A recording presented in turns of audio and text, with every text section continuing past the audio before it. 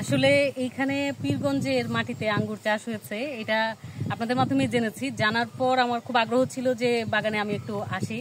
এরপর যখন শুনলাম যে আসলে আঙ্গুর পাকতে শুরু করেছে এবং খুবই সুমিষ্ট, এটা শুনে আমরা দুজনই উদ্যোগী হয়ে ভাবলাম যে না, আজকে যেতেই হবে। তবে যতটুকু আমি চিন্তা করে এসেছিলাম, এসে আমার কাছে তার চেয়ে বেশি ভালো লাগছে। ভালো লাগছে এই কারণে যে আঙ্গুর আসলে আমরা জানি বাংলাদেশে উৎপাদিত আঙ্গুর ফল টক, কিন্তু এইখানে আসলে সেরকম না। এখানের মাটিতে যে আঙ্গুর ফল উৎপাদন হয়েছে সেগুলো স্বাদে মিষ্টি। এটাতে প্রমাণিত হয় আমাদের রংপুর বিভাগে এবং পীরগঞ্জের মাটিতে আরও বিভিন্ন ধরনের ফলের চাষ করা সম্ভব। একচেটিয়া কোনো ফল না করে আমরা বৈচিত্র্যমূলক বিভিন্ন ধরনের ফল চাষ করতে পারবো। এর মাধ্যমে উদ্যোক্তা হিসেবে উনি যেমন কাজ করে এগিয়ে এসেছেন, আরও অনেকের জন্য এই নতুন উদ্যোক্তা, নতুন ফলের চাষি হিসেবে আবির্ভাব হওয়ার কিন্তু একটা নতুন সম্ভাবনার দ্বার উন্মোচিত হয়েছে।